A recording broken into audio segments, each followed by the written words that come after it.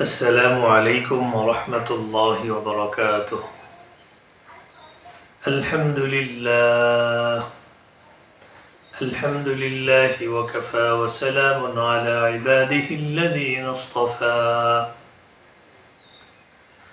أما بعد فأعوذ بالله من الشيطان الرجيم.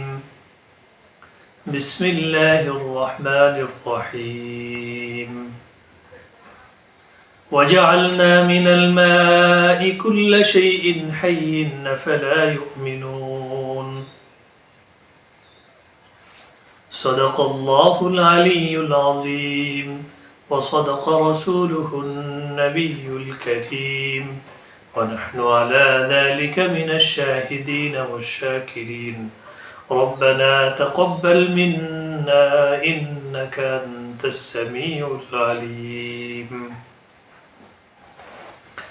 আলহামদুলিল্লাহ, আমরা আমাদের এই কিতাব আস-সামাউ ওয়াল আরদু ফিল কুরআনিল কারীম থেকে আরেকটি দর্স আজকে করছি। দর্সটি এই কিতাবের ৩১৭ নম্বর পৃষ্ঠায় উল্লেখ আছে। বিষয়টি হচ্ছে ইন্নাল মা'a সাবাবু হায়াতি কুল্লি শাইইন। পানি প্রত্যেকটা জিনিসের, প্রত্যেকটা প্রাণীর সৃষ্টির মূলে রয়েছে পানি। অর্থাৎ মানুষ, গরু, ছাগল সহ অন্যান্য যত প্রাণী আছে, যত জীব আছে, যাদের জীবন আছে, প্রত্যেকটা প্রাণী এবং জীবের সৃষ্টির মৌলিক উপাদান হচ্ছে পানি। তো এই বিষয়ের সমর্থনে আমরা সূরাতুল আম্বিয়ার ৩০ নম্বর আয়াত এখানে উল্লেখ করেছি, যেখানে আল্লাহ সুবহানাহু ওয়া তাআলা বলেন, وَجَعَلْنَا مِنَ الْمَاءِ كُلَّ شَيْءٍ حَيٍّ। প্রতিটি জীবকে আমি সৃষ্টি করেছি পানি থেকে। অর্থাৎ প্রতিটি জীবের সৃষ্টির মূল উপাদান হলো পানি। তো আমরা এই বিষয়টি, এই আয়াতের ব্যাখ্যাটা আমরা ফাতহুল কাদির তাফসীরের একটি বিখ্যাত গ্রন্থ আছে, ফাতহুল কাদির, তার ৩ নম্বর খণ্ডের ৫০৬ নম্বর পৃষ্ঠায় এই আয়াতের একটা ব্যাখ্যা উল্লেখ আছে। আমরা সেই বিষয়টি এখানে এনেছি। আই আহইয়াইনা বিল মাইল্লাযী নুনাজ্জিলুহু মিনাস সামাই কুল্লা শাইইন। অর্থাৎ আল্লাহ সুবহানাহু ওয়া তাআলা যে আয়াত বলেছেন, এই আয়াতের ব্যাখ্যায় ফাতহুল কাদিরে বলেছেন যে আল্লাহ সুবহানাহু ওয়া তাআলা বলেন যে আমি আকাশ থেকে যেই বৃষ্টি বর্ষণ করি, সেই বৃষ্টির পানির মাধ্যমেই আমি সৃষ্টিজীবকে জীবন দান করি, সজীব করে থাকি। আহইয়াইনা ফায়াশমুলুল হায়াওয়ান ওয়ান নাবাত। সুতরাং সে সকল প্রাণী এবং সকল উদ্ভিদকে শামিল করে। অর্থাৎ সকল প্রাণীর সৃষ্টির মূল যেমন পানি, তেমনিভাবে সকল উদ্ভিদের সৃষ্টির মূলেও পানি রয়েছে। হ্যাঁ, এই বিষয়টা খেয়াল করতে গিয়ে আমরা আমাদের যে শরীরের ক্ষুদ্রতম গাঠনিক উপাদান আছে কোষ, সেই কোষের গঠন নিয়ে আলোচনা করতে পারি। তাহলে প্রাণী দেহে যেই কোষ আছে সেটাকে প্রাণী কোষ বলে, এবং উদ্ভিদ দেহের যে ক্ষুদ্রতম গাঠনিক উপাদান আছে সেটার নামও কোষ। সেটাও তো উদ্ভিদ কোষ আর একটা হচ্ছে প্রাণী কোষ। উদ্ভিদ কোষ এবং প্রাণী কোষের গঠন প্রায় অলমোস্ট সিমিলার, প্রায় একই রকম, সামান্য কিছু পার্থক্য রয়েছে। তো এখানে যে উদ্ভিদ কোষ হোক অথবা প্রাণী কোষ হোক, প্রতিটি কোষের প্রায় 60%-এর বেশি হচ্ছে পানি। তাহলে দেখছেন যে আমাদের যে ক্ষুদ্রতম গাঠনিক উপাদান আছে কোষ, সেই কোষের প্রায় 60%-এর বেশি হচ্ছে পানি। আন্নাল মা'a সাবাবু হায়াতি কুল্লি শাইইন। পানি হচ্ছে প্রতিটা জীবের সৃষ্টির মূল উপাদান, সৃষ্টির কারণ। ওয়াকিলা আল মুরাদু বিল মা'i হুনা আন-নুতফা। কোন মুফাসসির এখানে বলেছেন এখানে মা দ্বারা উদ্দেশ্য হলো বীর্য। ওয়াবিহি ক্বালা আকসারুল মুফাসসিরিন। আর এই বিষয়ে অধিকাংশ মুফাসসির মতামত ব্যক্ত করেছেন। সেটা কি? যেমন এই ব্যাখ্যার সমর্থনে আমরা সূরাতুদ দাহরের প্রথম আয়াত উল্লেখ করতে পারি, ইন্না খালাকনাল ইনসানা মিন নুতফাতিন আমশাজ। আল্লাহ সুবহানাহু ওয়া তাআলা বলেন এই আয়াতে যে আমি মানুষকে সৃষ্টি করেছি মিশ্রিত বীর্য থেকে। নুতফাতিন আমশাজ, মিশ্রিত বীর্য। এই মিশ্রিত বীর্য কোথা থেকে আসে? এটা অন্য একটি আয়াত থেকে সমর্থন পাওয়া যায় ইয়াখরুজু মিন বাইনিস সুলবি ওয়াত তারাইব, যা পিতার মেরুদণ্ড এবং মায়ের বুক থেকে আসে। অর্থাৎ মায়ের বীর্যটা আসে বুক থেকে এবং পিতার বীর্যটা আসে হলো মেরুদণ্ড থেকে। তারপর এই দুইটা বীর্য একসাথে মিলিত হয়ে মিশ্রিত বীর্য থেকে একটা মানুষ সৃষ্টি হয়। তাহলে এখানে অধিকাংশ মুফাসসির বলেছেন যে আন্নাল মা'a সাবাবু হায়াতি কুল্লি শাইইন, প্রতিটা জীবের সৃষ্টির মৌলিক উপাদান হচ্ছে পানি। এটার ব্যাখ্যা হলো অর্থাৎ প্রতিটি জীবই, প্রতিটি প্রাণী সৃষ্টি হয়েছে নুতফা থেকে, অর্থাৎ বীর্য থেকে।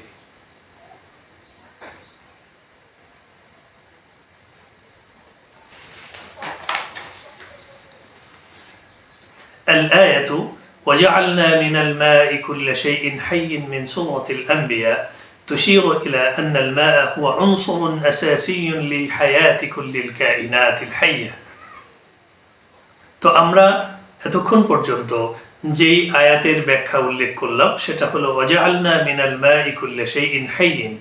এই আয়াতটি এই বিষয়টি নির্দেশ করে যে আন্নাল মা'a উনসুরুন আসাসিয়্যুন লিহায়াতি কুল্লিল হাইয়্যা,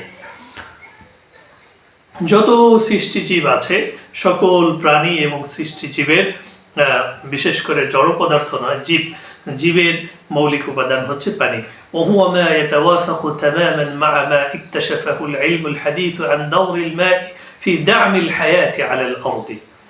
বর্তমান আধুনিক বিজ্ঞানের যে আবিষ্কার, সেই আবিষ্কারের মধ্যে অন্যতম একটা গুরুত্বপূর্ণ আলোচ্য বিষয় হচ্ছে দাওরাতুল মা বা ওয়াটার সাইকেল, যেটাকে আমরা পানি চক্র বলি। এই পানি চক্রর যে বিষয়টি, এই বিষয়টির সাথেও এই বক্তব্যের, কোরআনের এই বক্তব্যের একটা মিল পাওয়া যায়। ইলাইকা শারহান লিহাদাল মাওদু'i ফি দাও'ইল ইলমি। আমরা এখন বিজ্ঞানের দৃষ্টিতে এই বিষয়টি নিয়ে আলোচনা করব। আমরা এখানে 6টি বিষয় নিয়ে আলোচনা করব। 1 নম্বর বিষয় আল মা'উ কামুকাওয়ানিন রাইসিন লিল খালায়াল হাইয়্যা। সৃষ্টিজীবের যে কোষ আছে, ক্ষুদ্রতম গাঠনিক উপাদানের মূল উপাদান হচ্ছে পানি। 2 নম্বর দাউরুল মা'i ফিল আমালিয়াতিল বায়োলজিয়া, মানে বায়োলজিক্যাল রিঅ্যাকশন এবং অ্যাক্টিভিটি এবং বায়োলজিক্যাল কার্যক্রমের ক্ষেত্রে পানির অবদান কি, what is the contribution of water in biological reaction and 3 নম্বর হচ্ছে আল মা'উ ওয়া তানযীমুল হারারি, পানি এবং আমাদের যেই তাপমাত্রার ভারসাম্য রক্ষার্থে পানির অবদান কি। 4 নম্বর হলো আল মা'উ ওয়াত তাকাসুর, পানি এবং তার প্রাচুর্যতা। 5 নম্বর হচ্ছে আল ওয়াযাইফুল হায়াবিয়্যাতুল উখরা লিল মা'i, পানির অন্যান্য জৈবিক যে কার্যক্রম আছে সেই কার্যক্রমগুলো কি কি। 6 নম্বর হলো আল মা'উ ফি দাওরাতিল হায়াত, জীবের ক্ষেত্রে, জীবনের ক্ষেত্রে পানির কি অবদান, what is the contribution in life to survive in the world. তো প্রথম যে বিষয়টি ছিল সেই বিষয়টি হচ্ছে আল মা'উ কামুকাওয়ানিন রাইসিয়্যিন লিল খালায়াল হাইয়্যা। আমাদের যে অ্যানিম্যাল সেল আছে, আমাদের যে প্রাণী কোষ আছে, প্রাণী কোষের ক্ষুদ্রতম গাঠনিক এবং মৌলিক উপাদান হচ্ছে এই পানি। তো আমরা যদি জামিউল কাইনাতিল হাইয়্যা সাওয়াউন কানাত নাবাতিন আও হায়াওয়ানাতিন আও বাশারান تتكون خلاياها بشكل رئيسي من الماء، حوالي 60% من جسم الإنسان يتكون من الماء। তো আমাদের যে মানব দেহ আছে, মানব দেহের প্রতিটি অঙ্গই ছোট ছোট কোষ দিয়ে গঠিত। সেই কোষগুলো এত ছোট যে খালি চোখে সেগুলোকে দেখা যায় না। সেগুলোকে আপনি ইলেকট্রন মাইক্রোস্কোপ বা অণুবীক্ষণ যন্ত্রের নিচে যদি ধরেন তাহলে সেগুলি দেখা যায়। সেই কোষের অনেকগুলো অংশ থাকে। কোষের মাঝখানে থাকে একটা নিউক্লিয়াসের চারপাশে থাকে একটা পর্দা, যেটাকে নিউক্লিয়ার মেমব্রেন বলে। এবং কোষে আরো অনেক গুরুত্বপূর্ণ উপাদান আছে, যেমন মাইটোকন্ড্রিয়া, এন্ডোপ্লাজমিক রেটিকুলাম, গলজি বস্তু, সাইটোপ্লাজম, প্রোটোপ্লাজম। এবং কোষের প্রত্যেকটা অংশই কোষের শারীরবৃত্তীয় কার্যক্রম পরিচালনার জন্য গুরুত্বপূর্ণ অবদান রাখে। আর সকল কার্যক্রম নির্ভর করে হচ্ছে পানির উপর, কারণ কোষের প্রায় 60% হচ্ছে পানি। তাহলে এই কথাটা বুঝতে পারলেন এখান থেকে যে আন্নাল মা'a সাবাবু হায়াতি কুল্লি শাইইন, প্রতিটি জীবের সৃষ্টির মূলে রয়েছে পানি, এবং প্রতিটি জীবের শারীরবৃত্তীয় কার্যক্রম পরিচালনার জন্য গুরুত্বপূর্ণ অবদান রাখে পানি। وكذلك معظم الكائنات الحية الأخرى تحتوي على نسب عالية من الماء في أجسامها। এমনি ভাবে প্রতিটি সৃষ্টিজীবী তার যে শরীর আছে, তার যে বডি আছে, তার বডির অধিকাংশ অংশে পানি ধারণ করে। الماء هو الوسيلة الأساسية التي يتم من خلاها نقل العناصر الغذائية والفضلات داخل الخلايا। তো আমি যে বললাম যে কোষের যে গঠন আছে এবং কোষের মাঝখানে মধ্যে বিভিন্ন অংশ আছে, একটা অংশ থেকে আরেকটা অংশের মধ্যে বিভিন্ন খাদ্য উপাদান ট্রান্সফার করা, স্থানান্তর করা, বহন করে নিয়ে যাওয়া, তারপরে একটা অংশের সাথে আরেকটা অংশের যে যোগাযোগ, একটা অংশ সকল অংশগুলো সমন্বিতভাবে শারীরবৃত্তীয় কার্যক্রমে অবদান রাখার জন্য এই পানি অত্যন্ত গুরুত্বপূর্ণ ভূমিকা পালন করে। ويعتبر العامل الحيوي في معظم التفاعلات الكيميائية التي تحدث داخل الكائنات الحية। আর আমাদের যে শরীর আছে, এই শরীরের মাঝে যত কেমিক্যাল রিঅ্যাকশন হয়, যত রাসায়নিক বিক্রিয়া হয়, সকল রাসায়নিক বিক্রিয়া সম্পাদনের জন্য এই পানির অবদান অপরিসীম। 2 নম্বর বিষয় হলো দাউরুল মা'i ফিল আমালিয়াতিল বায়োলজিয়া। বায়োলজিক্যাল রিঅ্যাকশন, বায়োলজিক্যাল অ্যাক্টিভিটি, التفاعلات في البيولوجية এবং বায়োলজিক্যাল রিঅ্যাকশনের জন্য, কার্যক্রমের জন্য পানির কি অবদান, সেই অবদান হচ্ছে এই দ্বিতীয়। الماء يلعب دورا أساسيا في العمليات البيولوجية مثل التمثيل الضوئي في النباتات। আমি এই বিষয়টা যদি সহজে বলি, তাহলে আমাদের যে গাছ আছে, উদ্ভিদগুলো আছে, গাছের মধ্যে পাতা আছে, কিছু পাতা থাকে শুকিয়ে যায়, মরে যায়, সেগুলো নয়, বরং যেই পাতাগুলি সবুজ সজীব পাতা, সেই পাতাগুলি গাছের এই পাতার ভেতরে একটা সবুজ কণিকা আছে, সেটার নাম হচ্ছে ক্লোরোফিল। সেই ক্লোরোফিল থাকার কারণে গাছের পাতা সবুজ হয় এবং গাছের পাতার মাঝে খাদ্য তৈরি করে গাছ সেই খাদ্য গাছের সকল ডালপালা, শিকড় সব জায়গায় পৌঁছে দেয়, এভাবে একটা গাছ বেঁচে থাকে। এবং এই কার্যক্রমটা কিভাবে হয়? সূর্য থেকে যেই আলো আমাদের পৃথিবীতে আসে, সেই আলো এই গাছের পাতা গ্রহণ করে, এবং পরিবেশে যেই কার্বন ডাই অক্সাইড থাকে, যেমন আমরাও প্রচুর পরিমাণ কার্বন ডাই অক্সাইড ছেড়ে দিই, আমরা শ্বাস প্রশ্বাসের মাধ্যমে আমরা যেই বায়ুটা ছেড়ে দেই সেটা হচ্ছে কার্বন ডাই অক্সাইড, এবং আমরা যে বায়ুটা গ্রহণ করি সেটা হলো অক্সিজেন। তো সেই কার্বন ডাই অক্সাইড পরিবেশে ছড়িয়ে পড়ে, সেই কার্বন ডাই অক্সাইড গাছের পাতা গ্রহণ করে। এবং পানি, তাহলে 3টি মৌলিক উপাদান গুরুত্বপূর্ণ, একটা হলো সূর্যের আলো, সূর্যালোক, আরেকটা হচ্ছে কার্বন ডাই অক্সাইড, আরেকটা হচ্ছে পানি। এই 3টি বিষয় এবং আরো অন্যান্য গুরুত্বপূর্ণ উপাদানের সমন্বয়ে গাছের সবুজ পাতা খাদ্য তৈরি করে। যেই প্রক্রিয়ায় গাছের সবুজ পাতা খাদ্য তৈরি করে, সেই প্রক্রিয়াটার নাম হচ্ছে ফটোসিনথেসিস বা সালোক সংশ্লেষণ। উদ্ভিদ বিজ্ঞানে এই বিষয় নিয়ে গুরুত্বপূর্ণ আলোচনা হয়, যে উদ্ভিদ বিজ্ঞানকে ইংরেজিতে বোটানি বলে। তো এই কাজটাও, এই যে গাছের পাতার মাঝে যে হলো খাদ্য তৈরি হলো, এর মাঝেও এটার পেছনেও পানির অনেক অবদান আছে, কারণ পানি ছাড়া এই খাদ্য তৈরি হওয়া সম্ভব নয়। তাহলে যে বললো আন্নাল মা'a সাবাবু হায়াতি কুল্লি শাইইন, প্রত্যেকটা জিনিসের সৃষ্টির উপাদানে তার শারীরবৃত্তীয় কার্যক্রম পরিচালনার জন্য যে পানির অবদান রয়েছে, এখান থেকে কিন্তু বিষয়টা বোঝা যাচ্ছে। يستخدم النبات الماء مع ثاني أكسيد الكربون والشمس لانتجاء الغذاء الجلوكوز والأكسجين। আর এই গাছের পাতা এই পানি এবং সূর্যের আলো এবং কার্বন ডাই অক্সাইড ব্যবহার করে খাদ্য তৈরির জন্য। كما أن الماء ضروري في عملية التنفس الخلوية في الكائنات الحية الأخرى।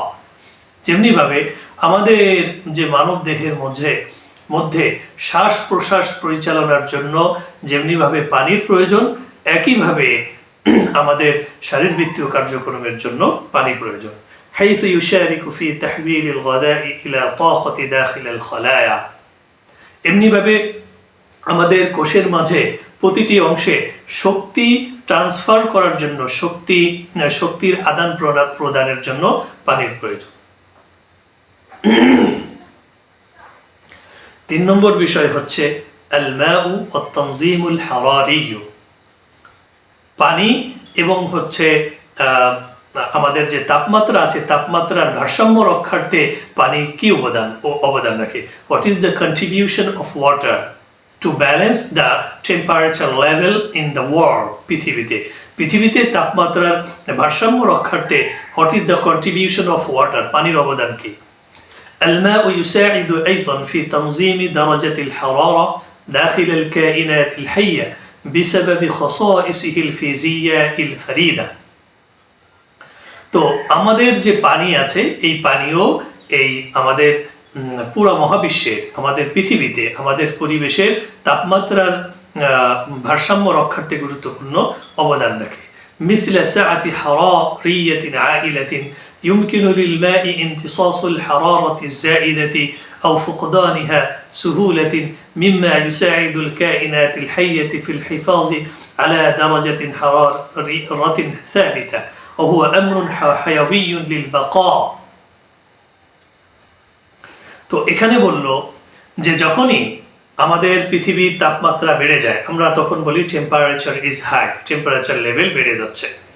তো আমাদের তাপমাত্রা যখন বেড়ে যায় তখন অনাবৃষ্টি হয়, খা রোদ, চারিদিকে ধুধু মরুভূমি, শুধু রোদ আর রোদ, মানুষের জীবন দুর্বিষহ হয়ে যায়।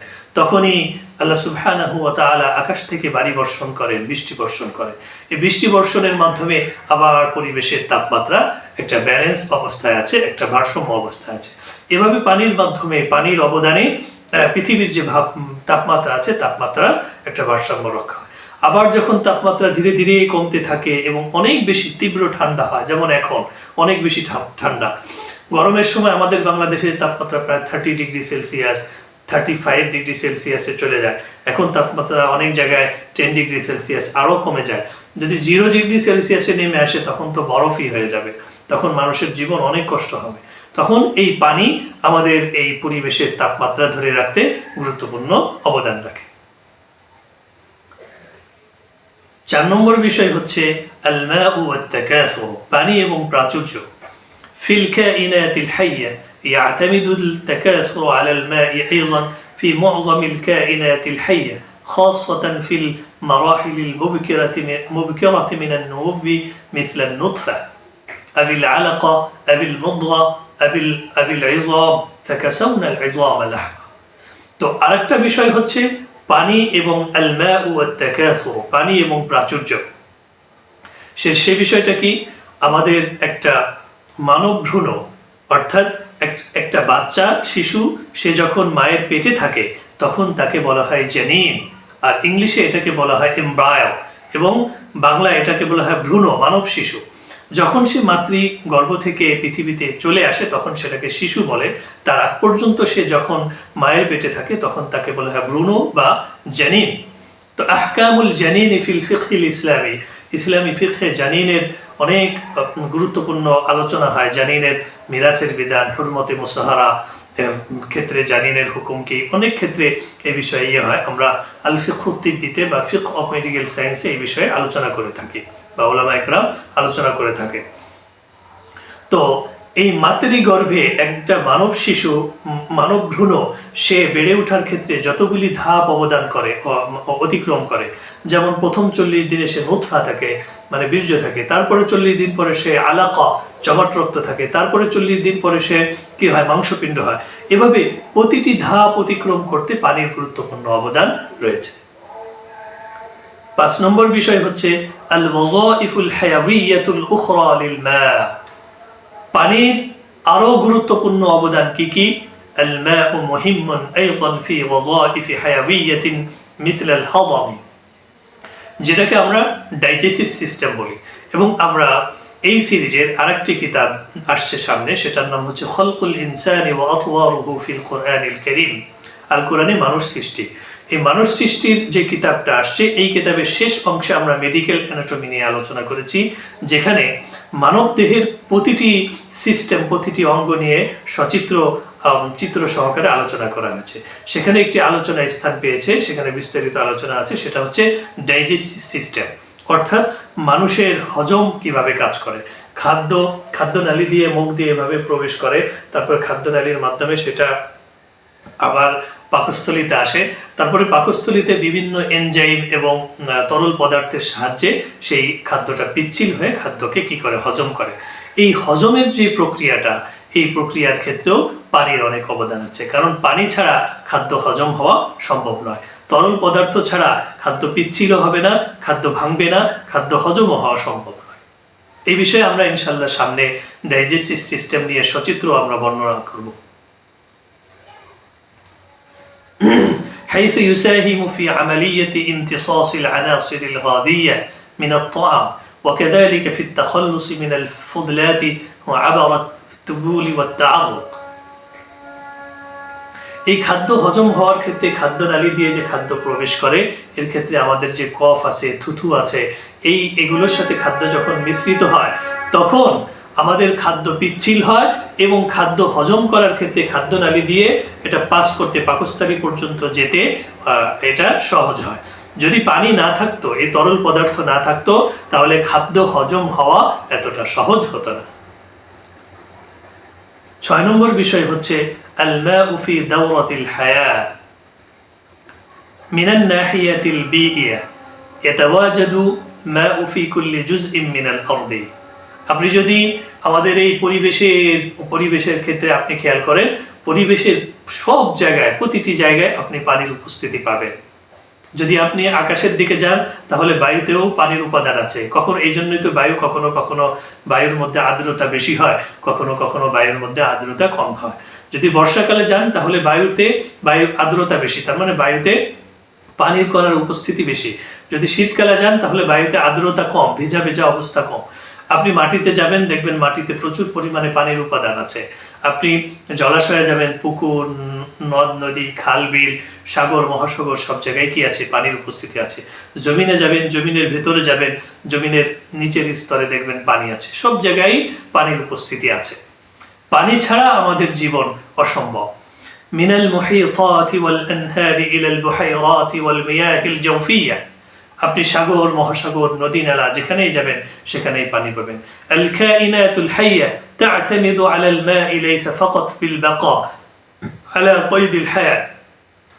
আমাদের জীবন ধারণের জন্য শুধুমাত্র পানির উপর আমরা নির্ভরশীল, বরং সেটাই নয়, বাল আইদান লিল হিফাজি আলা তাওয়াজুনি বিইয়্যিন ইয়াতাযাম্মানু আত-তাবাদুল আল-বিইয়্যা ওয়াল মাইয়্যা বাইনা মুখতালিফিন নিযামিল বিইয়্যা। অর্থাৎ এই পৃথিবীর ভারসাম্য রক্ষার্থে পানির অবদান অনেক বেশি, অনেক বেশি, অনেক বেশি। তো আমরা আমাদের আলোচনার শেষ অংশে চলে এসেছি। আমাদের আলোচনাটা ছিল আল মাউ সাবাবু হায়াতি কুল্লি শাইইন। প্রতিটি জিনিসের সৃষ্টির মৌলিক উপাদান হচ্ছে পানি। তো খুলাসা কথা হলো ওয়াজআলনা মিনাল মা'i কুল্লি শাইইন হাইয়িন, যে আয়াতটা আমরা এনেছি সূরাতুল আম্বিয়া 30 নম্বর আয়াত। আল্লাহ সুবহানাহু ওয়া তাআলা সেই আয়াতে বলেছেন, আমি প্রতিটি জীবকেই পানি থেকে সৃষ্টি করেছি। এই বিষয়টি তাত্তাফিকু মা'আল ইলমিল হাদীস ফি আন্না আল মা'a হুয়া আল মুকাওওয়ানুল আসাসী লিজামি'i আশকালিল হায়াতি আলাল আরদি। পৃথিবীর উপরে যত জীব আছে, প্রতিটি জীবের সৃষ্টির মূল উপাদান হচ্ছে পানি। এই বিষয়টা বিজ্ঞানও বলে এবং কোরআনুল কারীমে স্পষ্টভাবে বিষয়টা বলল। তাহলে এখানে আমরা কোরআনুল কারীমের বক্তব্যের সাথে বিজ্ঞানের বক্তব্যের একটা মিল পেলাম।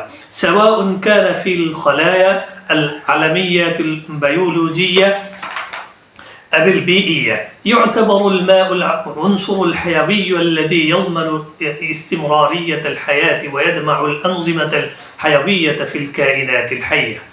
তো আমরা সব জায়গায়, প্রতিটি জায়গায় আমরা দেখব যে সৃষ্টির মূলে রয়েছে পানি, সৃষ্টির মৌলিক উপাদান হচ্ছে পানি।